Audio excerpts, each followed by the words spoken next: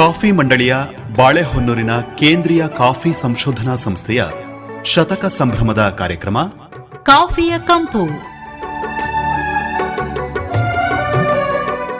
ಪ್ರಾಯೋಜಕರು ಭಾರತೀಯ ಕಾಫಿ ಮಂಡಳಿ, ಬೆಂಗಳೂರು. ಕೇಳಿ ಕಾಫಿಯ ಕಂಪು. ಆತ್ಮೀಯ ಬೆಳೆಗಾರರೇ, ತಮ್ಮೆಲ್ಲರಿಗೂ ಕೂಡ ನಮಸ್ಕಾರ. ಇವತ್ತಿನ ಸಂಚಿಕೆಗೆ ಸ್ವಾಗತ. ಇವತ್ತಿನ ಸಂಚಿಕೆಯಲ್ಲಿ ಚಿಕ್ಕಮಗಳೂರು ಜಿಲ್ಲೆ ಬಾಳೆಹೊನ್ನೂರಿನ ಸಮೀಪ ಇರುವಂಥ ಕೇಂದ್ರೀಯ ಕಾಫಿ ಸಂಶೋಧನಾ ಸಂಸ್ಥೆಯ ಕೀಟಶಾಸ್ತ್ರ ವಿಭಾಗದ ಕಾರ್ಯಚಟುವಟಿಕೆಗಳನ್ನು ಕುರಿತು ಮಾತನಾಡ್ತಾ ಇದ್ದೇವೆ. ಹೆಚ್ಚಿನ ಮಾಹಿತಿಯನ್ನ ಮಾಡಿಕೊಡ್ತಾ ಇದ್ದಾರೆ ಕೀಟಶಾಸ್ತ್ರ ವಿಭಾಗದ ವಿಜ್ಞಾನಿಗಳಾದ ಡಾಕ್ಟರ್ MS ಉಮಾ ಅವರು. ಡಾಕ್ಟರ್ ಉಮಾ ಅವರೇ, ತಮಗೆ ನಮಸ್ಕಾರ, ಕಾರ್ಯಕ್ರಮಕ್ಕೆ ಸ್ವಾಗತ.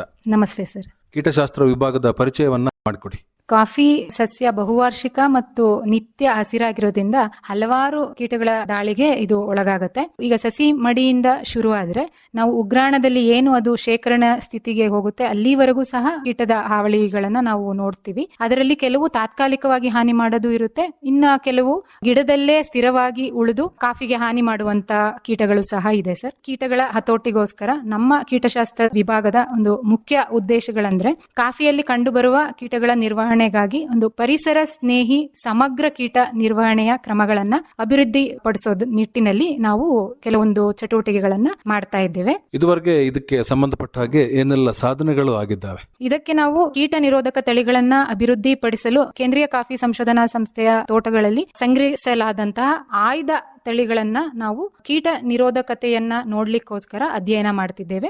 ಇದಲ್ಲದೆ ಕೀಟಗಳ ಹತೋಟಿಗೆ ತುಂಬಾ ಒಂದು ಉಪಯುಕ್ತವಾಗಿರುವಂತಹ ಮೋಹಕ ಬಲೆಗಳನ್ನ ಅಳವಡಿಸಿ ಹೇಗೆ ನಾವು ಕೀಟದ ಹತೋಟಿಯನ್ನ ಮಾಡಬಹುದು ಅಂತ ಅದನ್ನು ಸಹ ನಾವು ಅಧ್ಯಯನ ಮಾಡ್ತಿದ್ದೇವೆ. ಮತ್ತೆ ಕಾಫಿ ಕೀಟಗಳಿಗೆ ಪರಿಸರ ಸ್ನೇಹಿ ಪರಾವಲಂಬಿ ಕೀಟಗಳಂತ ನಾವ್ ಏನ್ ಹೇಳ್ತೀವಿ, ಹಿತಶತ್ರುಗಳಂತ, ಅದು ಸಹ ನಾವು ಅಧ್ಯಯನ ಮಾಡ್ತಾ ಇದ್ದೇವೆ. ಮತ್ತೆ ಕಾಫಿ ಕೀಟಗಳ ವಿರುದ್ಧ ಹೊಸ ಪೀಳಿಗೆಯ ಕೀಟನಾಶಕಗಳು ಮತ್ತೆ ಸಸ್ಯ ಆಧಾರಿತ ಕೀಟನಾಶಕಗಳನ್ನ ಪ್ರಯೋಗಿಸೋದು ಮತ್ತೆ ಜೈವಿಕ ಕೀಟನಾಶಕಗಳ ಮೌಲ್ಯಮಾಪನವನ್ನು ಸಹ ಮಾಡ್ತಿದ್ದೇವೆ. ಇದಲ್ಲದೆ ಕಾಫಿ ಕೀಟಗಳ ಸಾಂದ್ರತೆ ಹೇಗಿದೆ ಅಂತ ಹೇಳಿ, ಈಗ ಏನು ನಮಗೆ 3 ಮುಖ್ಯ ನಮ್ಮ ಜಿಲ್ಲೆಗಳಲ್ಲಿ ಕಾಫಿಯನ್ನ ಬೆಳೆಯಲಾಗುತ್ತೆ, ಆ ಜಿಲ್ಲೆ ವಿಭಾಗಗಳಲ್ಲಿ ಎಲ್ಲ ಅಲ್ಲಲ್ಲಿ ಹೋಗಿ ಯಾವಾಗ ಅದರ ಸಂಭವ ಆಗಬಹುದು ಅದನ್ನ ಮೊದಲೇ ನಿರೀಕ್ಷಿಸಲು ಅದರದ್ದು ಸಹ ನಾವು ಡೇಟಾವನ್ನ ಕಲೆಕ್ಟ್ ಮಾಡಿ ಮುನ್ಸೂಚನೆಯನ್ನ ಕೊಡ್ಲಿಕ್ಕೆ ಬೆಳೆಗಾರರಿಗೆ ಅದೊಂದು ಅಧ್ಯಯನವನ್ನ ನಾವು ಸದಾ ಮಾಡ್ತಾ ಇರ್ತೇವೆ. ಮತ್ತೆ ಕಾಫಿ ಉತ್ಪಾದನೆಯಲ್ಲಿ ಹಾಗೂ ಅದರ ಗುಣಮಟ್ಟ ಸುಧಾರಣೆಯಲ್ಲಿ ಪರಾಗಸ್ಪರ್ಶ ಕೀಟವಾದ ಜೇನುನೊಣಗಳ ಪಾತ್ರ ಏನು, ಅದರ ಪ್ರಭಾವ ಹೇಗಿದೆ ಅನ್ನೋದನ್ನು ಸಹ ನಾವು ಇತ್ತೀಚಿನ ದಿನಗಳಲ್ಲಿ ನಾವು ಅಧ್ಯಯನ ಮಾಡ್ತಿದ್ದೀವಿ ಸರ್. ಈ ಎಲ್ಲಾ ಅಧ್ಯಯನಗಳಿಂದ ನಮಗೆ ಬಹಳಷ್ಟು ಕೇಂದ್ರೀಯ ಕಾಫಿ ಸಂಶೋಧನಾ ಸಂಸ್ಥೆಯ ವತಿಯಿಂದ ಕೆಲವಷ್ಟು ಸಾಧನೆಗಳಾಗಿ ಅದು ಶಿಫಾರಸ್ಸಿನ ಮಟ್ಟಿಗೆ ಬಂದು ಅದು ಬೆಳೆಗಾರರಿಗೆ ಉಪಯೋಗ ಆಗ್ತಾ ಇದೆ ಸರ್. ಅದರಲ್ಲಿ ನಾವು ಮುಖ್ಯವಾಗಿ ಹೇಳ್ಬೇಕಂತಂದ್ರೆ ಕಾಫಿ ಬಿಳಿ ಕಾಂಡ ಕೊರಕ ಅಂತ ಹೇಳಿ, ಅದು ಇಡೀ ಕಾಂಡವನ್ನೇ ನಾಶ ಮಾಡುವಂತಹ ಒಂದು ಪ್ರಮುಖ ಕೀಟವಾಗಿದೆ. ಆ ಕೀಟದ ಹತೋಟಿಗೋಸ್ಕರ ಅದರ ಬಡ್ಡೆ ಉಜ್ಜುವುದನ್ನ ಹೇಗೆ ಮಾಡುವುದು ಮತ್ತೆ ಸುಣ್ಣದ ಲೇಪನವನ್ನ ಅಳವಡಿಸುವುದು, ಈ 2 ಮುಂಜಾಗ್ರತಾ ಕ್ರಮಗಳನ್ನ ಈ ಅಧ್ಯಯನದ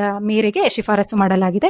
ಮತ್ತೆ ಈ ಕಾಫಿ ಬಿಳಿ ಕಾಂಡ ಕೊರಕ ಅಂತ ಏನ್ ಹೇಳ್ತೀವಿ ಅದನ್ನ ತಡೆಗಟ್ಟಲು ನಾವು ಕೀಟ ಪೀಡಿತ ಗಿಡಗಳಿಗೆ ಮಾತ್ರ ಒಂದು ನಾನ್ ಓವನ್ ಪಟ್ಟಿಯಿಂದ ಕಾಫಿ ಕಾಂಡ ಕೊರಕದ ಬಾಧಿತ ಗಿಡಗಳನ್ನ ಸುತ್ತಿ ಕೀಟ ಸಾಂದ್ರತೆಯನ್ನ ತಡೆಗಟ್ಟಲು ಒಂದು ವಿಧಾನವನ್ನ ಶಿಫಾರಸು ಮಾಡಿದೀವಿ. ಹೀಗೆ ಕೀಟಶಾಸ್ತ್ರ ವಿಭಾಗ ಅನೇಕ ಕಾರ್ಯಚಟುವಟಿಕೆಗಳನ್ನ ಮಾಡಿಕೊಂಡು ಬರ್ತಾ ಇದೆ. ವಿಭಾಗದ ಪರಿಚಯವನ್ನ ಮಾಡಿಕೊಟ್ಟಂತಹ ಕೀಟಶಾಸ್ತ್ರ ವಿಭಾಗದ ವಿಜ್ಞಾನಿಗಳಾದ ಡಾಕ್ಟರ್ MS ಉಮಾ ಅವರು, ತಮಗೆ ಧನ್ಯವಾದಗಳು. ನಮಸ್ಕಾರ. ನಮಸ್ತೆ ಸರ್.